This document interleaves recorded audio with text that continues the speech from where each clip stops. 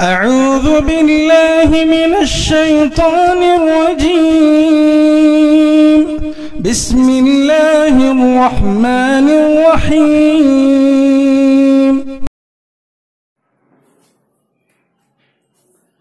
السلام علیکم ورحمۃ اللہ وبرکاتہ. الحمد للہ والصلاة والسلام علی رسول اللہ وعلی آلہ وصحبہ اجمعین، اما بعد.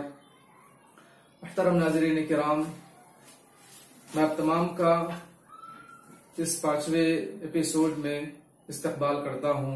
فیا اہلا وسہلا ومرحبا بکم. ہم عام مسلمانوں کے لیے اہم اسباق عبدالعزیز بن عبداللہ بن باز رحمہ اللہ تعالی کی کتاب پڑھ رہے ہیں. اس سے قبل 13 اسباق ہم نے مکمل کیے ہیں پچھلے 4 ایپیسوڈ میں، اور آج اس 5ویں ایپیسوڈ میں انشاءاللہ وضو کے نواقض پڑھیں گے، اور ساتھ ہی اسلامی اخلاق کیا ہیں اور اسلامی آداب کیا ہیں. یہ تمام چیزیں انشاءاللہ ہم پڑھیں گے. سب سے پہلے وضو کو توڑنے والی چیزیں کیا ہیں یہ جانتے ہیں. وضو کو توڑنے والی چیزیں 6 ہیں. وہی ستۃ. پہلی چیز الخارج من السبیلین، دونوں راستوں یعنی شرمگاہوں سے کسی چیز کا نکلنا. یہ وضو کو توڑنے والی چیز ہے، جیسے کہ پیشاب ہے، پاخانہ ہے، یا ہوا کا خارج ہونا، یا خون کا نکلنا، یا منی یا مزی کا، یا اس طرح کی کوئی اور چیز کا نکلنا ناقض وضو ہے. جیسے کہ اللہ تعالیٰ فرماتے ہیں او جاء احد منکم من الغائط، کیا یا تم میں سے کوئی غائط سے آئے یعنی پست جگہ سے آئے، یعنی قضاء حاجت کر کے آئے. اور اسی طرح اللہ کے نبی صلی اللہ علیہ وسلم فرماتے ہیں وَلَكِن مِّن غَائِطٍ وَبَوْلٍ وَنَوْمٍ، یعنی وضو نہیں ٹوٹتا ہے لیکن غائط سے یعنی قضاء حاجت کے بعد اور پیشاب کے بعد اور اسی طرح نیند لینے کے بعد، یعنی ایسی نیند جس سے انسان کی عقل زائل ہو جاتی ہے. اور دوسری چیز جس سے وضو ٹوٹتا ہے وہ ہے الخارج الفاحش النجس من الجسد من غیر السبیلین، یعنی جسم سے زیادہ مقدار میں نجس چیز کا خارج ہونا، سبیلین کے علاوہ پورے جسم سے. اس سلسلے میں علماء کرام نے اختلاف کیا ہے کہ جو خون جسم سے نکلتا ہے کیا وہ ناقض وضو ہے یا نہیں ہے. بعض اہل علم کہتے ہیں کہ ناقض وضو نہیں ہے، چونکہ اللہ کے نبی صلی اللہ علیہ وسلم سے اس چیز کے متعلق ثابت نہیں ہے کہ وہ ناقض وضو ہے. اور بعض اہل علم کا کہنا ہے کہ اگر بہت سی چیز یعنی بہت سا خون جسم سے خارج ہو جاتا ہے تو اس کی وجہ سے وضو ناقض ہو جاتا ہے، وضو ٹوٹ جاتا ہے. بعض صحابہ کرام وغیرہ سے، تابعین وغیرہ سے بات منقول ہے. اسی لیے شیخ عبدالعزیز بن عبداللہ بن باز رحمہ اللہ مؤلف رحمہ اللہ تعالی نے اسی بات کو احتیاطی طور پر اختیار کیا تاکہ یہ اختلافات سے نکل جائے. اسی لیے کہا کہ زیادہ مقدار میں اگر جسم سے کوئی نجس چیز نکلتی ہے تو اس سے وضو ٹوٹ جاتا ہے. اور تیسری چیز جس سے وضو ٹوٹتا ہے وہ ہے نیند سے یا کسی دوسری وجہ سے عقل کا زائل ہونا. جیسے کہا کہ زوال العقل بنوم او غیرہ، کیونکہ نیند سے عقل زائل ہو جاتی ہے اور انسان کو پتہ نہیں چلتا کہ نیند کی حالت میں اس کا وضو ٹوٹا ہے یا نہیں ہے. وہ مظنۃ حدوث خروج الحدث ہے، اسی لیے اس سے وضو ٹوٹنے کے امکانات ہیں. اور جو تھوڑی نیند ہوتی ہے، ہلکی سی جو نیند ہوتی ہے، جو اونگ جس کو کہتے ہیں، تو اونگنے سے وضو نہیں ٹوٹتا ہے، کیونکہ صحابہ کرام رضی اللہ عنہ اجمعین کے بارے میں انس رضی اللہ عنہ کہتے ہیں، صحیح مسلم کی روایت ہے، کان اصحاب رسول اللہ صلی اللہ علیہ وسلم ینامون ثم یصلون ولا یتوضؤون، عشاء کی نماز کے لیے انتظار کرتے تھے اللہ کے نبی صلی اللہ علیہ وسلم کا، بیٹھے بیٹھے سو جاتے تھے، پھر اٹھ کر نماز پڑھتے اور اس کے لیے وضو نہیں کیا کرتے تھے. تو اس سے معلوم ہوا کہ نوم یسیر سے وضو نہیں ٹوٹتا ہے. اور وضو ٹوٹتا ہے انما ينقضه النوم المستغرق، جو گہری نیند ہوتی ہے اس سے وضو ٹوٹ جاتا ہے۔ یہ دونوں دلائل کے درمیان اس طرح جمع کیا جاتا ہے۔ او غیر ہی جو کہا اس سے مراد ہے جیسے کہ دیوانگی کی وجہ سے، پاگل پن کی وجہ سے، السکر یا نشہ کی وجہ سے، الاغماء اسی طرح بے ہوشی کی وجہ سے بھی وضو ٹوٹ جاتا ہے۔ یہ تیسری چیز ہوئی جس سے وضو ٹوٹتا ہے۔ اور چوتھی چیز جس سے وضو ٹوٹ جاتا ہے وہ ہے مس الفرج بالید قبلا کان او دبرا من غیر حائل، بغیر کسی آڑ کے اگلی یا پچھلی شرمگاہ کو ہاتھ سے چھونا، اس سے وضو ٹوٹ جاتا ہے۔ اور اسی بات کو شیخ عبدالعزیز بن عبداللہ بن باز رحمہ اللہ تعالیٰ نے اختیار کیا ہے، اور یہی جمہور کا قول ہے، چونکہ اس سلسلے میں اختلاف ہے، اور صحیح بات یہی ہے کہ بغیر کسی حائل کے اگر شرمگاہ کو ہاتھ لگ جائے تو اس سے وضو ٹوٹ جاتا ہے، چاہے کسی بچے کی شرمگاہ ہو یا بڑے کی شرمگاہ ہو، یا زندے کی شرمگاہ ہو یا مردے کی شرمگاہ ہو، کسی کی شرمگاہ کو اگر ہاتھ چھو لے تو وضو ٹوٹ جاتا ہے۔ جیسے کہ بسرا بنت صفوان رضی اللہ عنہ کہتے ہیں کہ رسول اللہ صلی اللہ علیہ وسلم نے فرمایا من مس ذکرہ فلیتوضأ، جس نے اپنی شرمگاہ کو ہاتھ لگائی تو بس چاہیے کہ وہ وضو کر لے۔ اور پانچویں چیز جس سے وضو ٹوٹتا ہے وہ ہے اونٹ کا گوشت کھانا۔ جیسے کہ اللہ کے نبی صلی اللہ علیہ وسلم سے کسی صحابی نے پوچھا کہ اتوضأ من لحوم الابل، کیا اونٹ کے گوشت کھانے سے کیا میں وضو کروں؟ فرمایا نعم، ہاں وضو کرو۔ جابر بن سمرہ رضی اللہ عنہ سے حدیث مروی ہے، صحیح مسلم میں حدیث موجود ہے۔ اور چھٹویں چیز جس سے وضو ٹوٹتا ہے وہ ہے الردۃ عن الاسلام، یعنی اسلام سے مرتد ہو جانا۔ اعاذنا اللہ والمسلمین من ذلک، اللہ تعالی ہماری اور تمام مسلمانوں کی ارتداد سے حفاظت کرے۔ تو یہ ناقض وضو ہے، والردۃ ناقضۃ للوضوء ومبطلۃ للعمل کلہ، اس سے نہ صرف وضو ٹوٹتا ہے بلکہ پورے کے پورے اعمال برباد ہو جاتے ہیں، جیسے اللہ فرماتے ہیں لئن اشرکت لیحبطن عملک، کہ اگر آپ بھی شرک کرتے تو آپ کے عمل بھی برباد ہو جاتے۔ وَلِأَنَّهَا حَدَثٌ فَتَدْخُلُ فِي عُمُومِ قَوْلِهِ، چونکہ یہ بھی ایک حدث ہے، یہ بھی ایک ایسی چیز ہے جو حادث ہے، جس کی جو اللہ کے نبی صلی اللہ علیہ وسلم کے اس عموم قول میں داخل ہے۔ جیسے کہ فرمایا لا تقبل صلاة أحدكم إذا أحدث حتى يتوضأ، تم میں سے کسی کی نماز قابل قبول نہیں ہوتی جب وہ بے وضو ہو جائے یہاں تک کہ وہ وضو کر لے، محدث ہو جائے یہاں تک کہ وہ وضو کر لے۔ تو یہ 6 ناقض وضو ہیں جو جس کی تفصیل آپ نے سماعت کی ہے۔ بھائی یہ کیا دیکھتے ہیں، ایک سوال یہ ہے کہ میت کے غسل دینے سے کیا وضو ٹوٹتا ہے، چونکہ بہت سے لوگ اس سلسلے میں پریشان رہتے ہیں۔ تو امام ابن باز رحمہ اللہ تعالیٰ نے اس مسئلے کو یہاں پر ذکر کیا اور کہا اما غسل المیت فالصحیح انه لا ينقض الوضوء، کہا کہ اکثر اہل علم کے قول کے مطابق میت کو غسل دینے سے وضو نہیں ٹوٹتا ہے۔ ہاں اگر غسل دینے والے کا ہاتھ بغیر کسی آڑ کے میت کی شرمگاہ سے لگ جائے تو اس پر وضو واجب ہو جاتا ہے۔ وہی کہتے ہیں لیکن لو اصابت يد الغاسل فرج المیت من غیر حائل وجب علیہ الوضوء والواجب علیہ الا يمس فرج المیت الا من وراء حائل، اسی لئے کہتے ہیں کہ واجب یہی ہے کہ جب میت کو غسل دے تو کوئی اس کے اوپر کپڑا وغیرہ اڑا دے، اس کی شرمگاہ کو نہ دیکھے، اس کی شرمگاہ کو نہ چھوئے، بلکہ اس سے بھی پردہ کرنا ضروری ہے، اس کے جسم پر یا اس کے یعنی ایسی چیز پر جس کو دیکھنا جائز نہیں ہے اس پر کپڑا وغیرہ ڈال دے۔ اور اسی طریقے سے ایک مسئلہ ہے، اختلافی مسئلہ کہ عورت کو چھونے سے کیا وضو ٹوٹتا ہے یا وضو نہیں ٹوٹتا ہے۔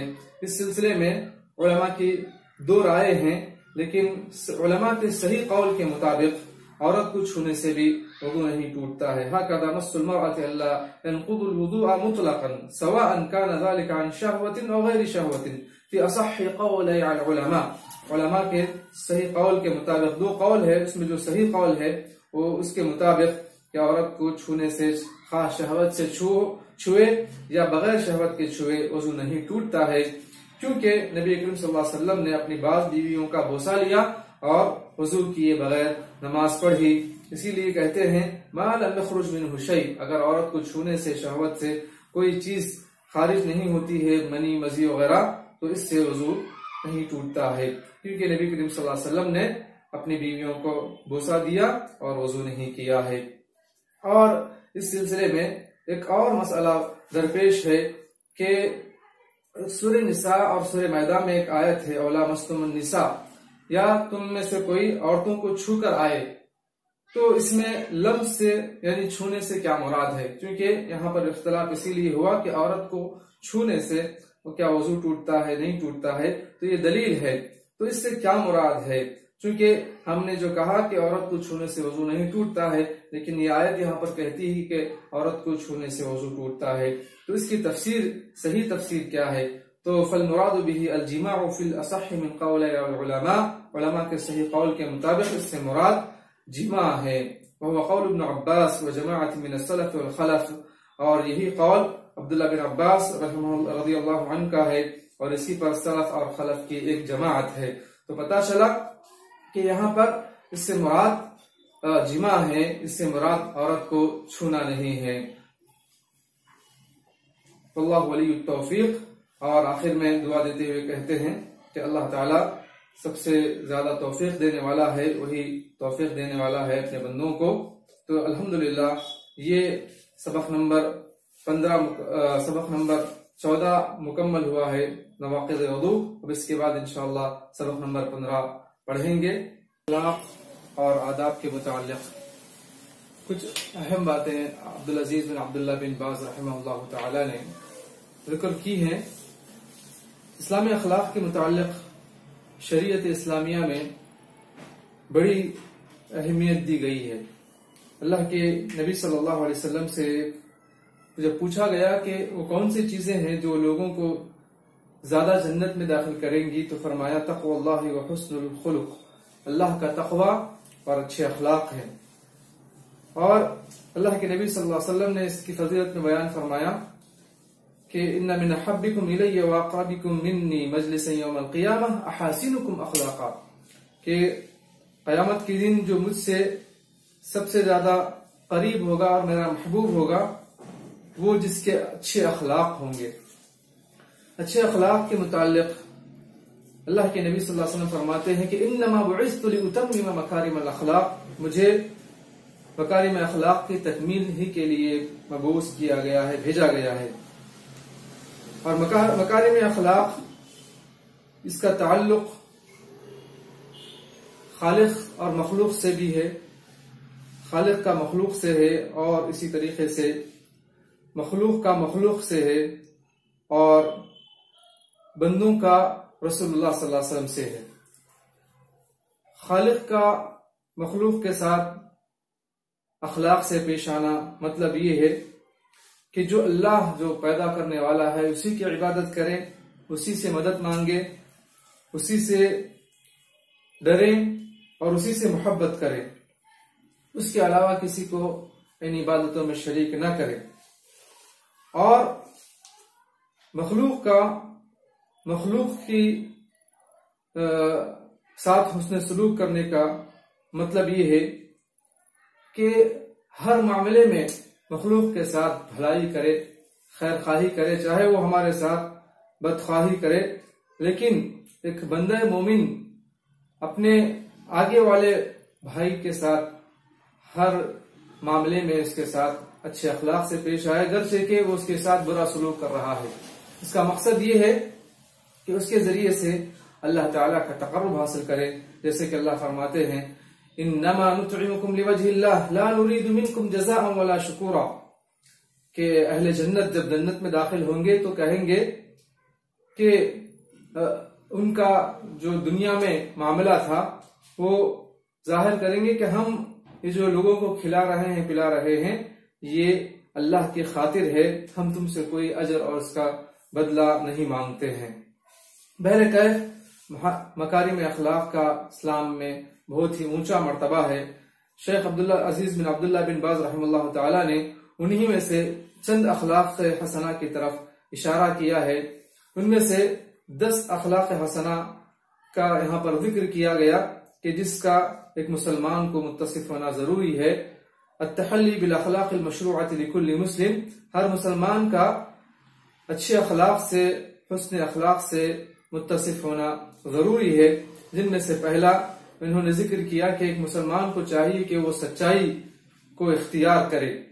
سچائی کے متعلق اللہ عز و جل نے قرآن میں فرمایا یا ایھا الذین آمنوا اتقوا اللہ وکونوا مع الصادقین، اے ایمان والو تم اللہ سے ڈرو اور سچوں کے ساتھ ہو جاؤ. رسول اللہ صلی اللہ علیہ وسلم کی سلسلے میں حدیث ہے علیکم بالصدق فإن الصدق يهدي إلى البر وإن البر يهدي إلى الجنة وما يزال الرجل يصدق ويتحرى الصدق حتى يكتب عند الله صديقا، کہ لوگوں تم سچائی کو لازم پکڑو کیونکہ سچائی نیکی کی طرف رہنمائی کرتی ہے اور نیکی جنت کی طرف رہنمائی کرتی ہے. اور آدمی جب سچائی کو اختیار کرتا ہے اور اسی کی تلاش میں رہتا ہے تو اللہ تعالیٰ کے پاس وہ سچا شمار کیا جاتا ہے، سچوں میں سے اس کو شمار کر لیا جاتا ہے. اس کا بہت ہی اونچا مرتبہ ہے. ایک مسلمان کو چاہیے کہ وہ جھوٹ سے بچے، چونکہ جھوٹ یہ منافقین کی نشانیوں میں سے ایک نشانی ہے. آیت المنافق ثلاث اذا حدث كذب واذا وعد اخلف واذا اؤتمن خان. منافق کی 3 علامتیں ہیں. ان میں سے ایک ہے کہ جب بات کرتا ہے تو جھوٹ کہتا ہے، وعدہ کرتا ہے تو وعدہ خلافی کرتا ہے، اور امانت رکھی جائے تو اس میں خیانت کرتا ہے. تو اسی لیے ایک مسلمان کو چاہیے کہ وہ سچائی کو اختیار کرے. اور آج مسلمانوں میں سچائی کی بہت کمی نظر آتی ہے. ہر معاملے میں وہ جھوٹ کو ترجیح دیتے ہیں، سچائی کو اختیار کرنے سے وہ گریز کرتے ہیں. لیکن اسلام اس کے خلاف ہمیں جھوٹ سے منع کرتا ہے اور سچائی کو اختیار کرنے کی ہمیں ترغیب دیتا ہے. اور دوسری چیز جو اسلامی اخلاق سے متصف ہونا ایک مسلمان کے لیے ضروری ہے، اچھے اخلاق سے متصف ہونا، وہ ہے امانت داری. الامانہ، امانت داری بھی ایک بہت عظیم صفت ہے. اللہ تعالیٰ نے اس امانت کو انسانوں کے سپرد کیا ہے، جیسے کہ اللہ فرماتے ہیں اِنَّا عَرَضْنَا الْأَمَانَةَ عَلَى السَّمَاوَاتِ وَالْأَرْضِ وَالْجِبَالِ، یقیناً ہم نے اس امانت کو آسمانوں، زمین اور پہاڑوں پر پیش کیا.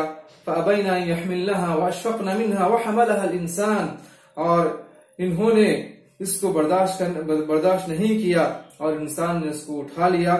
تو یہ انسان نے جب امانت کو اٹھا لیا، یعنی اس قرآن کریم کی تعلیمات کو، اسلامی تعلیمات کو اس نے قبول کر لیا، تو اس کی بڑی ذمہ داری عائد ہوتی ہے کہ وہ اپنے ہر معاملے میں امانت داری کا پاس و لحاظ کرے. اس سلسلے میں 3 قسم کے لوگ ہیں. اللہ تعالیٰ نے ذکر کیا ہے کہ ایک تو منافقین ہیں، اور دوسرے کافرین ہیں، اور تیسرے اہل ایمان ہیں. تو منافقین وہ ظاہر کرتے ہیں امانت داری کو، لیکن دل میں وہ باطن جو یعنی بے ایمانی چھپائے رکھتے ہیں. اور دوسری قسم کافروں کی ہے، وہ ظاہر و باطن میں امانت داری اختیار نہیں کرتے ہیں. اور تیسرے مومنین ہیں، وہ ظاہر و باطن ہر معاملے میں اللہ سے ڈرتے ہیں اور امانت داری کو اختیار کرتے ہیں. اسی طریقے سے ایک مسلمان کو جن اچھے اخلاق سے متصف ہونا ہے وہ ہے العفاف، یعنی پاک دامنی.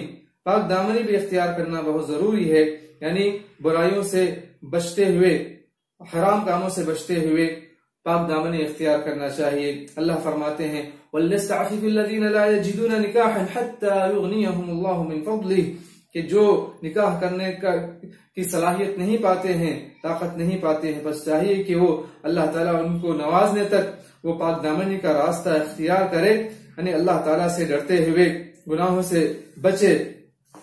اور اسی طریقے سے اس سلسلے میں یہ بھی آتا ہے کہ وَمَن يَسْتَعْفِفْ يُعَفِّهِ اللَّهُ، کہ جو پاک دامنی اختیار کرتا ہے اللہ تعالیٰ اس کو ہمیشہ پاک دامن رکھتا ہے، اس کو اللہ تعالیٰ مانگنے سے بچاتا ہے. اور ایک مسلمان کو جن اوصاف سے متصف ہونا ضروری ہے ان میں سے شرم و حیا ہے. الحیاء، اور یہ بھی بہت ہی اچھے اخلاق سے اس کا تعلق ہے. ایک مومن کو چاہیے کہ ہمیشہ حیا داری اپنائے، حیا کی صفت اپنے اندر رکھے، چونکہ حیا خیر ہی خیر لاتی ہے. والحیاء لا یأتی الا بخیر، جب حیا کسی سے ختم ہو جاتی ہے تو وہ جو برائی چاہے وہ کر سکتا ہے، جس کے اندر حیا رہتی ہے تو وہ ہر برائی سے بچتا ہے، جیسے کہ رسول اللہ صلی اللہ علیہ وسلم فرماتے ہیں ان مما ادرک الناس من کلام النبوۃ الاولی اذا لم تستحی فاصنع ما شئت، کہ پچھلے نبوت کے کلاموں میں سے لوگوں نے جس چیز کو پایا ہے ان میں سے ایک اچھی بات یہ ہے کہ جب تم میں سے کوئی شرم نہ کرے تو جو چاہے وہ کرے، یعنی جس کے اندر شرم و حیا ختم ہو جائے وہ جو چاہے کر لے، یعنی ایسا بندہ وہ جو چاہے کر سکتا ہے۔ اسی لیے شرم و حیا کو اختیار کرنا ضروری ہے۔ شرم و حیا ایک اللہ سے بھی ہونی چاہیے، اور جیسے کہ ایک اللہ کے نبی صلی اللہ علیہ وسلم کی حدیث ہے کہ لیکن الاستحیاء من اللہ حق الحیا، لیکن اللہ تعالیٰ سے حقیقی حیا یہ ہے ان تحفظ الرأس وما وعى، تم سر کی اور اس میں جو کچھ ہے اس کی حفاظت کرو، یعنی آنکھ سے بری چیزوں کو نہ دیکھو، اور سر کے اندر جو کان ہے جو ناک ہے اس سے بری چیزوں کو نہ سنگو، بری چیزوں کو نہ سنو، والبطن وما حوى، اور پیٹ کو اور اس کے اندر جو کچھ ہے اس کی حفاظت کرو، حرام مال کھانے سے پیٹ کی حفاظت کرو، وَتَذْكُرِ الْمَوْتَ وَالْبِلَى، تم موت اور اپنے آپ کو سڑ گل جانے کو یاد رکھو، وَمَنْ أَرَادَ الْآخِرَةَ تَرَكَ زِينَةَ الدُّنْيَا، جو آخرت کو اختیار کرتا ہے، آخرت چاہتا ہے تو دنیا کی زیب و زینت کو چھوڑ دیتا ہے۔ اور بندوں سے حیا یہ ہے کہ وہ بندوں سے جب معاملات کرتا ہے تو برے معاملات نہ کرے بلکہ ان کے ساتھ اچھے معاملات کرے۔ اور اس کے بعد جو مسلمان کو جن اوصاف سے متصف ہونا ضروری ہے ان میں سے ایک ہے شجاعت اور بہادری۔ الشجاعہ، یہ شجاعت یہ اس کی صحیح جگہ پر ہم بہادری دکھائیں تو ایک عزت اور فلاح کا باعث ہے، اور غلط جگہ پر اگر کوئی بہادری دکھاتا ہے تو یہ اس کے لیے ہلاکت ہے۔ یعنی ایک بندہ مومن جب جہاں پر اپنی بہادری دکھانا ہے میدان جہاد میں، اللہ کی راہ میں، تو ایسی جگہ پر اس کی تعریف ہوتی ہے، لیکن ایسی جگہ پر اگر کوئی بہادری دکھاتا ہے جو کمزور ہے، جو لاچار ہے، تو ایسے لوگوں پر بہادری دکھانا یہ بہادری نہیں ہے، یہ سب سے بڑی بزدلی ہے۔ اللہ کے نبی صلی اللہ علیہ وسلم کی حدیث ہے لیس الشدید بالسرعہ انما الشدید الذی یملک نفسہ عند الغضب، بہادر وہ نہیں ہے، پہلوان وہ نہیں ہے جو غصے کے وقت آگے والے کو پچھاڑ دے، بلکہ پہلوان وہ ہے جو غصے کے وقت اپنا غصہ پی جائے، اپنے آپ پر قابو رکھے۔ یہ سب سے اہم صفت ہے بہادری۔ آج لوگ اپنے آپ کو دادا گیری اور دکھاتے ہیں، اپنے آپ کو دادا کہتے ہیں، بڑا سمجھتے ہیں اور خواہ مخواہ کے لوگوں پر ظلم کرتے ہیں، شریعت میں اس کی اجازت نہیں ہے۔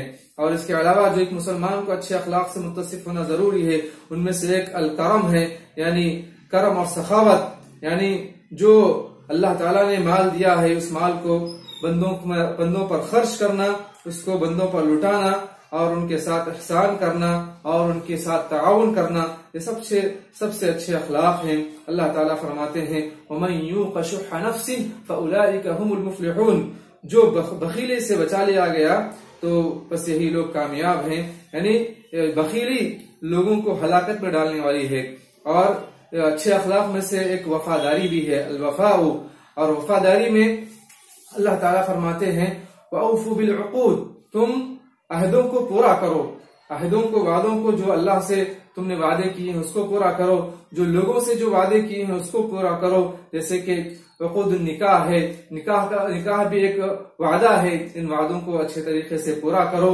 اور بیع و شراء کا جو وعدہ ہے یعنی خرید و فروخت کے وقت میں اس کو بھی پورا کرو۔ اور تمام مسلمان جو آپس میں ایک دوسرے کے ساتھ معاملات کرتے ہیں تو جو وعدہ کرتے ہیں وعدے کو پورا کرو، یہ ایک مسلمان کی پہچان ہے اور اچھے اخلاق میں سے ہے۔ آج بہت کم لوگ وعدہ وفائی کرتے ہیں اور وعدہ بھول جاتے ہیں، یا تو وعدہ وفائی کرتے ہیں، اس سے ایک مسلمان کی شان میں فرق آتا ہے۔ ایک مومن ایسا نہیں ہوتا ہے۔ اچھے اخلاق میں سے وعدہ پورا کرنا ہے، وفاداری کرنا ہے۔ اور اسی طریقے سے ایک اچھے اخلاق میں سے یہ بھی بات ہے کہ وَالنَّزَاهَةُ عَنْ كُلِّ مَا حَرَّمَ اللَّهُ، کہ اللہ تعالیٰ نے جن چیزوں سے دور رہنے کا حکم دیا ہے اور جن چیزوں کا حرام کیا ہے ان سے دور رہے، ان سے بچتے رہے، یہ بھی اچھے اخلاق میں سے ہے۔ اور بہت سے لوگ اچھے اخلاق یعنی برے اخلاق کو اپنا کر خوش ہوتے ہیں، جبکہ یہ ایک مومن کی شان نہیں ہے۔ برے اخلاق کو اپنانا ایک مومن کی شان نہیں ہے۔ بہت سے لوگ گالی گلوچ کرتے ہیں اور اسی طریقے سے لوگوں کو دھوکہ دیتے ہیں اور اسی طریقے سے لوگوں کو پریشان کرتے ہیں اور اللہ تعالیٰ نے شراب پینے سے روکا ہے، جوا کھیلنے سے روکا ہے، شرک سے روکا ہے، اور اسی طریقے سے نشہ کرنے سے روکا ہے، ان تمام چیزوں کو کر کے خوش ہوتے ہیں. لیکن ایک مسلمان ہونے کے ناطے یہ چاہیے کہ جن جن چیزوں کو اللہ نے حرام کیا ہے اس سے بچتے رہے. اور اس کے علاوہ ایک مسلمان کو چاہیے کہ وہ پڑوسی کے ساتھ حسن سلوک کرے، یہ بھی اچھے اخلاق میں سے ہے. اللہ کے نبی صلی اللہ علیہ وسلم فرماتے ہیں ما زال جبریل یوصینی بالجار حتی ظننت انه سیورثه کہ برابر جبریل علیہ السلام مجھے پڑوسی کے بارے میں ایسی وصیت کیا کرتے تھے، اتنی وصیتیں کیا کرتے تھے، یہاں تک کہ مجھے یہ گمان ہو گیا کہ شاید کہ وہ اس کو وارث بھی بنا دیں گے. اور ایک حدیث میں اللہ کے نبی صلی اللہ علیہ وسلم فرماتے ہیں واللہ لا یؤمن واللہ لا یؤمن واللہ لا یؤمن، اللہ کی قسم وہ شخص ایمان والا نہیں ہے. 3 مرتبہ فرمایا. پوچھا گیا ومن یا رسول اللہ، کون شخص ہے اللہ کے رسول جو پکا سچا مومن نہیں ہے؟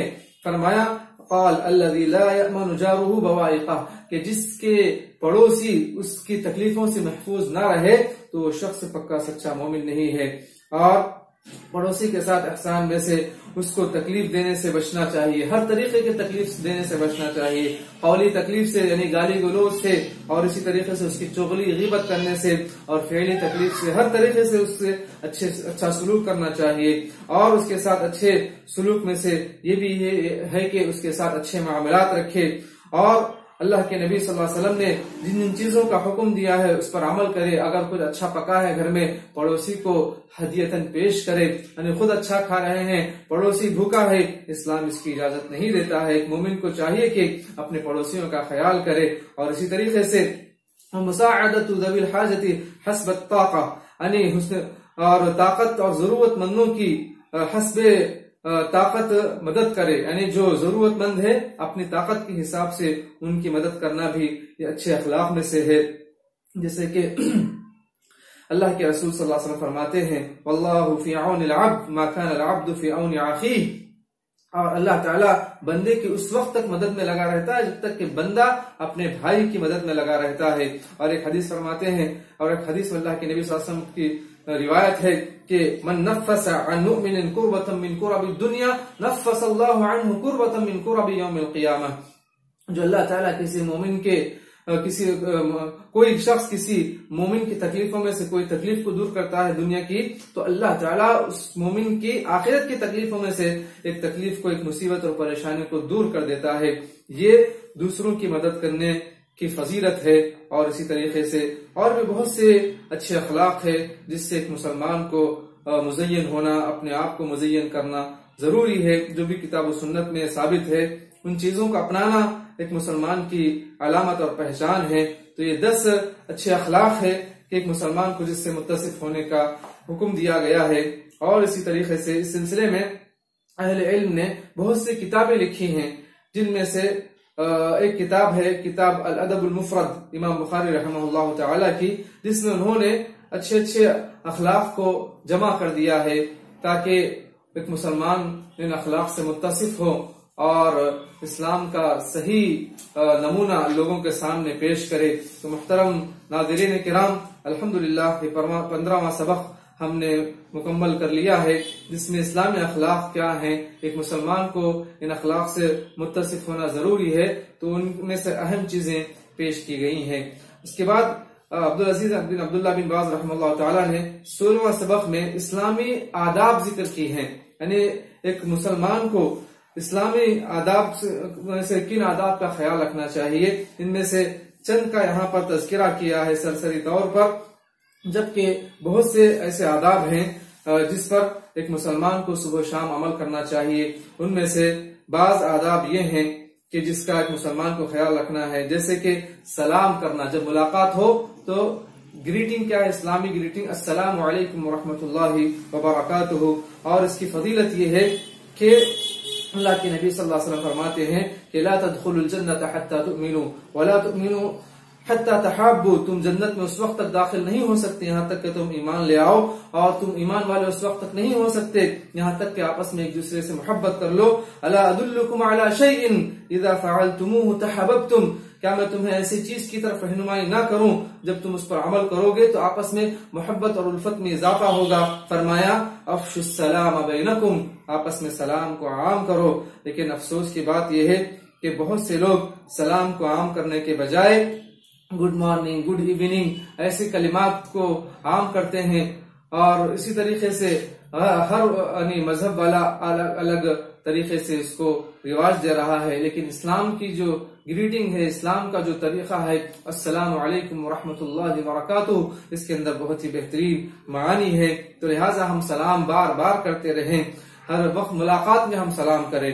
اور ان آداب میں سے ایک ادب یہ ہے کہ جب سلام کے بعد جب ملاقات ہو تو خندہ پیشانی سے ملنا چاہیے۔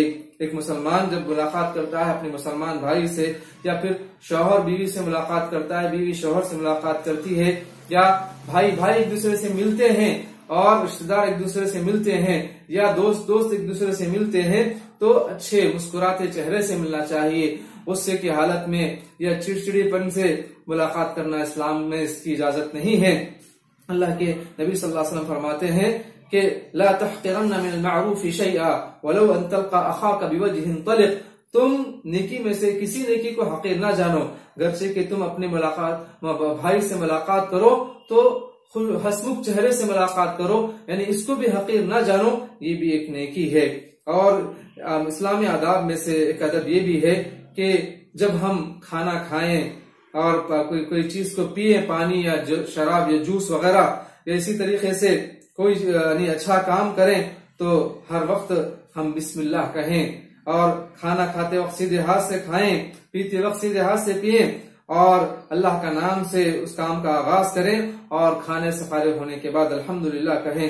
وَالْأَكْلُ بِالْيَمِينِ وَالشُّرْبُ بِهَا وَالتَّسْمِيَةُ عِنْدَ الْإِبْتِدَاءِ وَالْحَمْدُ عِنْدَ الْفَرَاغِ، یہ اسلامی آداب ہے، اس کا پاس و لحاظ کرنا ضروری ہے۔ سیدھے ہاتھ سے کھانا ایک مسلمان کی علامت ہے، اللہ تعالیٰ اس کو پسند کرتا ہے، اور شیطان جب کھاتا ہے یا پیتا ہے تو بائیں ہاتھ سے کھاتا اور پیتا ہے، جیسے کہ حدیث ہے الشیطان یأکل بشمالہ ویشرب بشمالہ، کہ شیطان کھاتا بھی ہے تو لیفٹ ہینڈ سے کھاتا ہے اور لیفٹ ہینڈ سے پیتا ہے۔ آج تقریباً مسلمانوں کو دیکھا جاتا ہے کہ وہ بائیں ہاتھ سے کھانا اور پینا ایک فخر سمجھتے ہیں اور فخر محسوس کرتے ہیں اس سے، چونکہ غیر اسلامی معاشرے میں اسی کو رواج دیا گیا ہے، لیکن یہ سب سے بری بات ہے۔ اور کھانے کے آداب میں سے جیسے بتایا گیا کہ اللہ کا نام لینا بھی ضروری ہے، ہم کھائیں یا پیئیں تو اللہ کا نام لے کر کھائیں اور پیئیں، اس سے برکت ہوتی ہے، جیسے کہ اللہ کے نبی صلی اللہ علیہ وسلم نے فرمایا کہ یا غلام سم اللہ وکل بیمینک وکل مما یلیک، اے بچے تم اللہ کا نام لے کر کھاؤ اور اپنے سیدھے ہاتھ سے کھاؤ، یعنی دائیں ہاتھ سے، اور جو کھانے میں جو پلیٹ میں جو آگے ہے اپنے اس سے کھاؤ، دوسروں کا سامنے سے اٹھا کر نہ کھاؤ۔ یہ اللہ کے نبی صلی اللہ علیہ وسلم نے کھانے کے آداب بتلائے ہیں۔ یہ بہت چھوٹی چھوٹی چیزیں ہیں، لیکن اس سے ایک انسان کی شخصیت نمایاں ہوتی ہے کہ اس کے کتنے اچھے اخلاق ہیں، کتنے اچھے آداب کا وہ پاس و لحاظ رکھتا ہے۔ اور ایک حدیث میں اللہ کے نبی صلی اللہ علیہ وسلم فرماتے ہیں کہ ان اللہ لا يرضى عن العبد ان يأكل الاكلة فيحمده عليها، بے شک اللہ تعالیٰ اس بندے سے راضی ہوتا ہے جو ایک لقمہ بھی کھاتا ہے تو اللہ تعالیٰ کا شکر ادا کرتا ہے، الحمدللہ کہتا ہے، اور یشرب الشربۃ فیحمدہ علیہا، یا کوئی چیز پیتا ہے تو بھی اللہ تعالیٰ کا شکر ادا کرتا ہے۔ اس حدیث کو حضرت انس رضی اللہ عنہ نے روایت کیا ہے اور صحیح مسلم کی حدیث ہے۔ تو یہ اسلامی آداب ہیں، اور اس کے علاوہ اسلامی آداب میں سے یہ ہے کہ جب چھینک آئے تو چھینک آنے پر الحمدللہ کہنا چاہیے، اور چھینکنے والا الحمدللہ کہے اور سننے والا اس کا جواب دے یرحمک اللہ سے، یرحمک اللہ کہے، تو یہ اسلامی طریقہ ہے۔ اور پھر جب چھینکنے والا سن کر سامنے والے کا جو یرحمک اللہ ہے اس کو پھر دعا دے یہدیکم اللہ ویصلح بالکم، جیسے کہ اللہ کے نبی صلی اللہ علیہ وسلم کی حدیث ہے ان اللہ یحب العطاس ویکرہ التثاؤب، بے شک اللہ تعالیٰ چھینک کو پسند کرتا ہے اور جو جمائی کو ناپسند کرتا ہے۔ فَإِذَا عَطَسَ فَحَمِدَ اللَّهَ فَحَقٌّ عَلَى كُلِّ مُسْلِمٍ سَمِعَهُ أَن يُشَمِّتَهُ، جب کوئی بندہ چھینک کر الحمدللہ کہتا ہے تو ایک مسلمان کی ذمہ داری ہے کہ وہ اس کو سن کر اس کا جواب دے، یعنی یرحمک اللہ کہے۔ اور جب جمائی آئے تو اما التثاؤب فانما هو من الشیطان، تو سمجھ لو کہ شیطان کی طرف سے ہے جو انسان کو سستی اور کاہلی میں ڈال دیتا ہے. فَلْيَرُدَّهُ مَا اسْتَطَاعَ، تو اس چیز کو جتنا ہو سکے روکنے کی کوشش کرے. فَإِذَا قَالَ ہا ہا ضَحِكَ مِنْهُ الشَّيْطَانُ، جب وہ ہا منہ کھولتا ہے اور ہا کہتا ہے تو شیطان اس سے خوش ہو جاتا ہے، دیکھو میں نے اس کو وہ سست اور کاہل بنا دیا ہے. تو اس طریقے سے ہم جب جمائی آئے تو اس کو اپنے منہ سے روکنے کی کوشش کریں. اگر منہ سے نہ رکے تو آخر میں ہم اپنا ہاتھ رکھیں اور اپنا منہ کھول کر لوگوں کو نہ دکھائیں. اسلام نے اس سے منع کیا ہے اور یہ بے ادبی ہے. اور اسی طریقے سے جب چھینک آتی ہے تو یہ سمجھ لیں کہ اللہ کی رحمت ہے جو آپ پر ہوئی ہے، یعنی جو دماغ میں جو تکلیف تھی، جو بخارات تھے، جو گندگی تھی، وہ چھینک کے ذریعے سے وہ نکل گئی. اللہ تعالیٰ نے آپ کو صحت دیا، اسی لیے آپ الحمدللہ کہے، اللہ کا شکر ہے کہ اللہ تعالیٰ نے اس تکلیف سے مجھے بچا لیا. پھر اس کے جواب میں سامنے والا دعا دیتا ہے رحمک اللہ، اللہ تعالیٰ تم پر رحم کرے، یعنی تمہاری تکلیف کو، تمہاری بیماری کو دور کرے، تمہیں اپنے حفظ و امان میں رکھے. پھر وہ سامنے والے کو پھر یہ دعا دے کہ یہدیکم اللہ ویصلح بالکم، اللہ تعالیٰ نے جیسے مجھے تم نے دعا دی ہے، میں بھی آپ کے حق میں دعا کر رہا ہوں کہ اللہ تعالیٰ تم کو ہدایت دے اور تمہارے بھی حالات کو درست کر دے. یہ اسلامی آداب ہے بھائیوں، اس پر ہمیں عمل کرنا چاہیے. بہت سے لوگ چھینکنے سے شرماتے ہیں اور سوری کہتے ہیں، لیکن اس سے ہمیں بچنا چاہیے. اور اس کے بعد مریض کی عیادت کرنا، یہ بھی اسلامی آداب میں سے ہے کہ کوئی بیمار ہو جاتا ہے تو بیمار کی عیادت کرے، اس وقت مجبور ہوتا ہے، پریشان ہوتا ہے، اس کو دوائی دینے والا، اس کو کھلانے والا، اس کو پلانے والا، اس کو دواخانہ لے جانے والا یا اس کی ضرورت کو اس کو لے جانے والا اس وقت کوئی نہیں ہوتا ہے، مجبور ہوتا ہے، اپنا کام خود سے نہیں کر سکتا ہے. تو شریعت نے ہمیں تعلیم دی ہے کہ مریض کی عیادت کرنا بھی اس کا ایک حق ہے، اور اس وقت میں اس کے پاس جا کر اس کے حق میں دعا کرے، اس کے شفا کے لیے، اور اس کو تسلی دے.